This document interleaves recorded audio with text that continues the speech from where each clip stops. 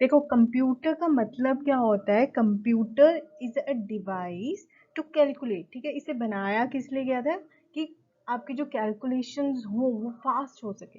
तो इस ये डिवाइस किस लिए, this is a device to perform the arithmetic operation at high speed, ठीक है।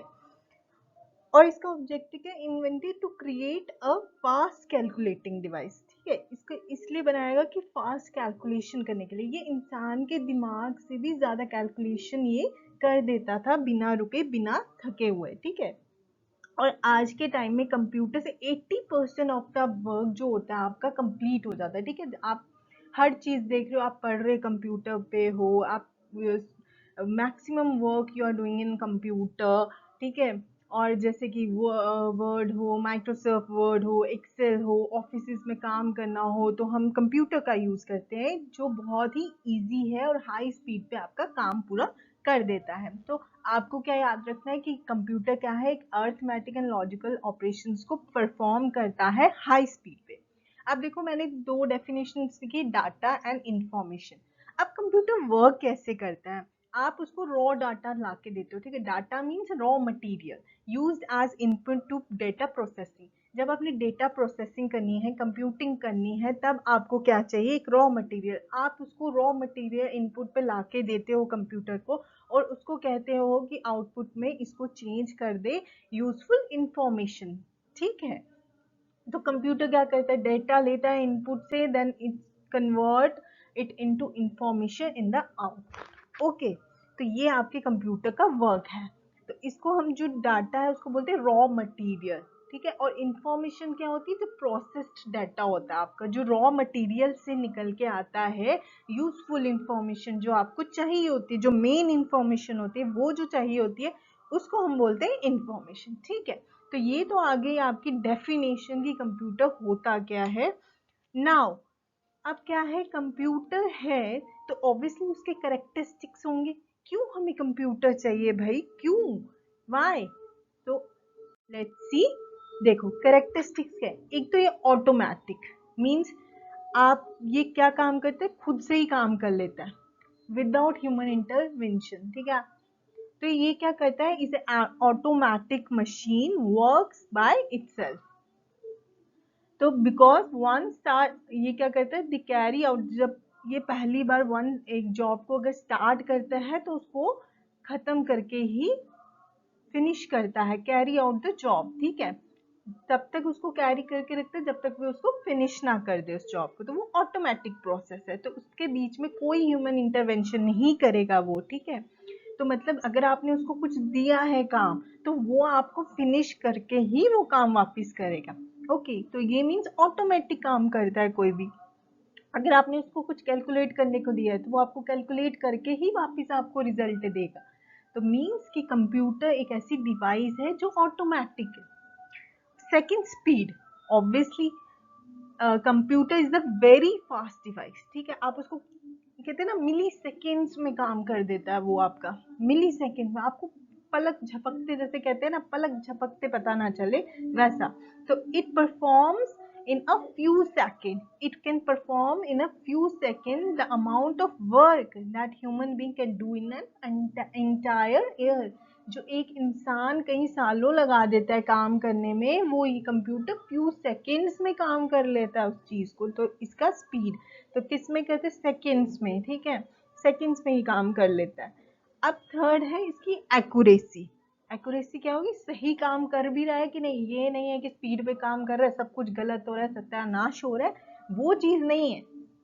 तो एक्यूरेसी कहता है in addition to being very fast, कि ये फास्ट होने के साथ साथ भी क्या है, ये एक्यूरेट भी है, एक्यूरेसी भी देता है आपको। तो ये क्या करता है, जो एक्यूरेसी है वो इसके डिजाइन पे डिपेंड करती है कि कितना अच्छा कंप्यूटर आपने बनाया गया है। तो ये क्या कहते हैं, सेम एक्यूरेसी, एक्यूरेसी आपको बताता है, ठीक है। अब देखो एरर्स तो होते हैं, एरर क्यों होते हैं, mainly due to human rather than technological weaknesses, ठीक है।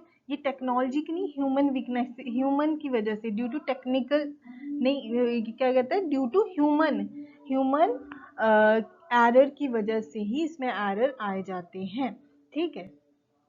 अब सीधी सी बात है, ठीक है, तो ये ह्यूमन का जो ह्यूमन एरर होता है, अगर आप उसको गलत इनपुट दोगे, ठीक है, आपने उसको कुछ गलत इनपुट दे दी तो वो आपको गलत ही आउटपुट देगा। आप उसको ब्लेम नहीं कर सकते क्योंकि वो एक टेक्नोलॉजी है।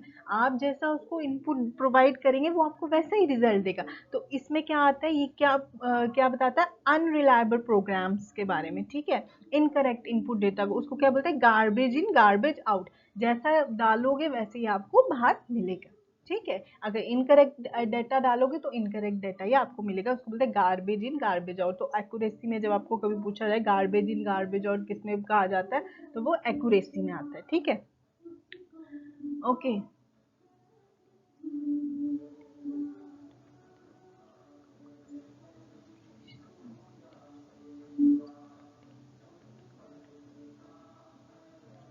it is all over a human being and doing routine type of jobs that require critical human calculation after the computer will perform the last one with exactly the same speed as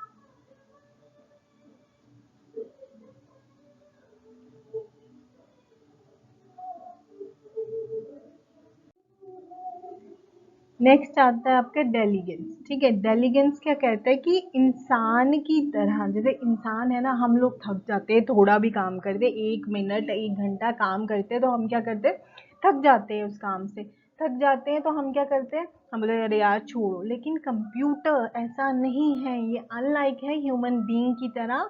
ये क्या करता है, ये कभी भी tired नहीं होता, इसमें लैक ऑफ कंसंट्रेशन नहीं होती है, ये अपना काम कहीं घंटों तक कर सकता है बिना रुके बिना थके हुए, ठीक है। तो ये आ गया इसका डेलीगेंस। अब आगे वर्सेटिलिटी, ठीक है। अब क्या होता है, वर्सेटाइल का मतलब क्या होता है कि आप बहुत मतलब इतने इंटेलिजेंट वंडरफुल हो कि आप एक टाइम पे बहुत सारे काम कर पा रहे हो, ठीक है। ये हो गया आपकी वर्सेटिलिटी, ठीक है। इंसान को भी देखिए यार बहुत वर्सेटाइल है यार, इसमें तो बहुत सारे गुण है, बड़ा सारा काम कर रहा है। जैसे कि अब कंप्यूटर में भी ऐसे ही है, अगर वो एक टाइम पे आपका रिजल्ट बना रहा है तो वो दूसरे टाइम पे इलेक्ट्रिसिटी बिल्स भी पे प्रिपेयर करता है, ठीक है। तो मीन्स कि कुछ हर काम हर सेकंड में कोई ना कोई काम करता ही रहता है। तो मीन्स ये क्या वर्सटाइल है कि आप उससे कितने भी काम करवाओ वो कर लेगा, वो कभी नहीं आपको बोलेगा नहीं नहीं मुझे नहीं करना, ठीक है। वर्सटाइल, हर काम, एग्जाम का रिजल्ट बना रहे हो तो दूसरे इलेक्ट्रिसिटी बिल्स दे रहे हो, तीसरी तरह एक्सेल शीट्स बना रहे हो, क्या बना रहे हो, जो भी कर रहे हो और आप करते भी हो हर चीज, डाउनलोडिंग कर रहे हो, ये कर रहे हो वो कर रहे हो, तो ये काम है कंप्यूटर का। तो ठीक है, आई होप कि करेक्टरिस्टिक्स जो हैं आपको कंप्यूटर के अच्छी तरह से समझ आ गए होंगे। देखो करेक्टरिस्टिक्स है automatic, speed, accuracy, diligence, versatility and power of remembering. अब पावर ऑफ रिमेम्बरिंग है उसको याद रहती है, ठीक है, वो मतलब भूलता नहीं है। ह्यूमन है, उसका क्या, ह्यूमन का माइंड कभी सबकॉन्शियस हो जाता है, वो रख के अरे यार मैं भूल गया, बट नहीं, कंप्यूटर के साथ ऐसा नहीं है, उसको मेमोरी, उसको सब याद रहता है कि कहाँ पे कौन सी चीज रखी गई है, ठीक है। तो these are the characteristics of, अब हमने करेक्टरिस्टिक्स भी पढ़ लिए, कंप्यूटर की डेफिनेशन भी पढ़ ली। अब हमारे पास जो चीज आएगी नेक्स्ट वो क्या है, एवोल्यूशन। अब देखो एवोल्यूशन, कंप्यूटर आया कैसे, पहला कौन सा कंप्यूटर बना, अरे बाबा बनाया किसने कंप्यूटर को, तो देखो the first mechanical adding machine जो पहले बनी 1642 में बनी थी, वो पास्कल ने बनाई थी, ठीक है। तो ये पहली ऐसी मशीन थी जो पास्कल ने बनाई थी। अब उसके बाद कहते हैं जो मॉडर्न कंप्यूटर्स बने, ठीक है, तो वो किसने थे, उसको वो चार्ल्स बाबेज जो थे, फादर ऑफ कंप्यूटर, इसलिए उनको कहा जाता है कि उन्होंने मॉडर्न कंप्यूटर का आविष्कार किया था, ओके। देन स्टोर प्रोग्राम किसके, जॉन वॉन न्यूमैन ने। तो ये अपने नाम जो है याद रखने हैं। एवोल्यूशन जो है होते रहते हैं, एवोल्यूशन क्यों होते हैं, अगर एक चीज में कमी होगी तो सेकंड कंप्यूटर बनेगा, उसमें कुछ अपग्रेडेशन होगी, थर्ड में फोर्थ में अपग्रेड, जैसे आप गेम्स खेलते हो अपग्रेड होते रहते हो। फर्स्ट लेवल में पहुंचोगे तो किसी चीज की जैसे गन होंगी, या कुछ चीज़ें ऐसी होंगी, जैसे एक में जैसे आप पहले गेम में कुछ कमी होगी, अपग्रेड करोगे तो उससे ज़्यादा आ जाएगा, छोटा घर होगा बड़ा घर बन जाएगा, ऐसा कुछ, ठीक है। तो एवोल्यूशन में क्या होता है, कंप्यूटर में अगर छोटा कंप्यूटर है उसमें कुछ कमियां हैं तो नेक्स्ट कंप्यूटर में वो पूरी की गई। तो ये आ गया एवोल्यूशन। अब देखो जनरेशन आती है इसके बाद आती है 5 जनरेशन ऑफ कंप्यूटर। तो वही हम आज पढ़ेंगे 5 जनरेशन ऑफ कंप्यूटर। आपको मैं फर्स्ट लेक्चर में सारा इसका बेसिक जो इंट्रोडक्शन है कंप्यूटर की, कंप्यूटर है क्या, कंप्यूटर को बना कैसे, जनरेशन्स कितनी आई, पहले कंप्यूटर में क्या यूज हुआ, सेकंड में क्या हुआ, तो ये आज के टॉपिक लेसन में आपको सारा बताऊंगी मैं। और प्लीज़ आप लाइक और सब्सक्राइब कीजिएगा इस चैनल को, ताकि मैं इसके नेक्स्ट लेक्चर्स भी आपको प्रोवाइड कर सकूं जो आपके एग्जाम में आने हैं। ठीक है, अब हम नेक्स्ट चलेंगे फर्स्ट जनरेशन कंप्यूटर में। Let's go. Okay, first generation computer क्या हुआ? फर्स्ट जनरेशन कंप्यूटर है 1942 से 1955। फर्स्ट जनरेशन में जो पहला कंप्यूटर, भाई अब पहला कंप्यूटर तो बनाया गया, पहला कंप्यूटर आया, अब उसमें यूज क्या हुआ, यूज क्या किया गया? देखिए पहले कंप्यूटर में जो यूज किया गया वो था वैक्यूम ट्यूब्स। क्या यूज की गई? वैक्यूम ट्यूब्स की यूज की गई थी। ठीक है, तो वैक्यूम ट्यूब्स जो यूज की गई पहले कंप्यूटर के लिए, इसलिए उस टाइम पे कंप्यूटर बहुत बड़े बड़े होते थे। तो अब इसको आपको याद, जो मैंने यहाँ पे पॉइंट्स लिखे हैं वही आपको याद रखने हैं और इसी में से क्वेश्चंस बनते हैं एग्जाम में। ठीक है, तो फर्स्ट कंप्यूटर था वो, उसने वैक्यूम ट्यूब्स को यूज किया था, और वो कौन से प्रिंसिपल पे वर्क करता था? स्टोरिंग प्रोग्राम्स, वो सिर्फ प्रोग्राम्स को स्टोर करता था। ठीक है, और फिर उसके बाद जो मेमोरी इसमें यूज होती थी वो कौन सी होती थी? मैग्नेटिक ड्रम्स यूज होते थे। ठीक है, मेमोरीज कौन सी यूज होती थी इसमें? इलेक्ट्रोमैग्नेटिक रिलेज, जैसे मैग्नेटिक ड्रम्स, मैग्नेटिक टेप्स, ये यूज होता था इसमें। ठीक है, अब उसके बाद आ जाते हैं इसमें प्रोग्रामिंग लैंग्वेजेस कौन सी यूज होती थी। तो यहाँ पे आपको दिख रहा है कि जो लैंग्वेजेस यहाँ पे यूज होती थी वो होती थी machine language and assembly languages. तो ये हम जब लैंग्वेजेस का टॉपिक आएगा उसमें हम पढ़ेंगे ये डिटेल में कि मशीन लैंग्वेज क्या होती है, असेंबली लैंग्वेजेस क्या होती है, और जो इनपुट आउटपुट डिवाइसेस होती थी। ठीक है, अब कंप्यूटर तो इतना था नहीं, इतना एडवांस, तो दो चीजें, पंच कार्ड्स यूज होते थे, पेपर टेप्स यूज होती थी उस टाइम पे। तो आपको यही याद रखना है कि फर्स्ट जनरेशन में क्या क्या इनपुट आउटपुट डिवाइस यूज होती थी। तो वो जो होती थी वो होती पंच कार्ड्स और पेपर टेप्स। देन इसके एग्जाम्पल्स कंप्यूटर कौन कौन से थे? एनिक, एडवेक, एडस्टैक, यूनिवैक। ठीक है, ये सारे नाम आपको याद रखने हैं क्योंकि एग्जाम में पूछा जाता है फर्स्ट जनरेशन कंप्यूटर कौन सा है, तो आपने इनके नाम याद रखने हैं। ठीक है, तो आपको ये, आई होप ये समझ आ गई होगी फर्स्ट जनरेशन क्या है। Now move on to the next generation, that is second generation. ठीक है, 1955 से 1964 आप कंसीडर करो। ठीक है, नाउ इसमें अब एक स्टेप अपग्रेडेशन होने लगी। ठीक है, अपग्रेड होती है कोई चीज तो अपग्रेडेशन होने लगी। तो अपग्रेड क्या हुआ इसमें सेकंड जनरेशन में? अब फर्स्ट जनरेशन में क्या वैक्यूम ट्यूब्स यूज होने लगी। अरे बहुत बड़े, इतना बड़ा बड़ा, आपने आई थिंक पुराने टीवीज जो आप देखते हो उसमें देखते हो कितने बड़े बड़े टीवीज होते थे पीछे तक। ठीक है, इतने बड़े बड़े टीवीज होते थे, तो वैक्यूम ट्यूब्स यूज करते थे। तो उन्होंने बोला अरे यार कितना बड़ा है, इसको थोड़ा सा और एडवांस किया जाए, और टेक्नोलॉजी कुछ जो उसमें कमियां हैं उसको हटा के नई चीजें लाई जाए। तो इसमें क्या हुआ, मेन जो यूज हुआ वो हुआ ट्रांजिस्टर। आपको पूछा जाता है एग्जाम में कौन सा इसमें यूज होता है कंपोनेंट, तो वो ट्रांजिस्टर यूज होता है, या you have to remember this. Then जो मेमोरी यूज होती है इसमें magnetic cores, magnetic tape and magnetic disk ही यूज होते हैं। और इसमें जो प्रोग्रामिंग लैंग्वेज होती है वो कौन सी? असेंबली लैंग्वेज है। और जो ऑपरेटिंग सिस्टम यूज किया गया है इसमें बैच ऑपरेटिंग सिस्टम यूज किया है। ये कई लोग नहीं बताते इसलिए मैंने यहाँ पे लिख के रखा है। ऑपरेटिंग सिस्टम एग्जाम में भी कई बार पूछा जाता है कि कौन सा ऑपरेटिंग सिस्टम यूज किया जाता है, बैच ऑपरेटिंग सिस्टम। ओके, इसमें हाई लेवल लैंग्वेजेस यूज होने लगी, सॉरी इसमें हाँ लैंग्वेज, असेंबली लैंग्वेज यूज होने लगी। ठीक है, देन उसके बाद इनपुट आउटपुट डिवाइसेस कौन सी है? Punch cards, magnetic tapes. ठीक है, पंच कार्ड्स हैं और मैग्नेटिक टेप्स इसमें यूज होते थे। और यहाँ पे एग्जांपल मैंने आपको दे के रखी हुई कि example IBM 1401, IBM 7090, UNIVAC 1107 extra, ये यूज होते थे। ठीक है, तो this is the second generation. Now move on to the third generation. Okay, third generation computer. अब थर्ड जनरेशन कंप्यूटर क्या थे?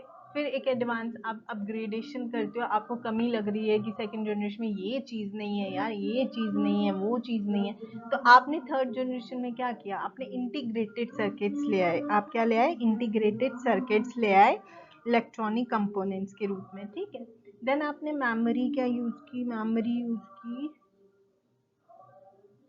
देन आपने जो मेमोरी यूज की वो थी large magnetic core and magnetic tape, ठीक है। अब इसमें remote processing, time sharing and multi programming operating system को यूज किया गया। तो ये नाम आपको याद रखने हैं। थर्ड जनरेशन में किसको यूज किया?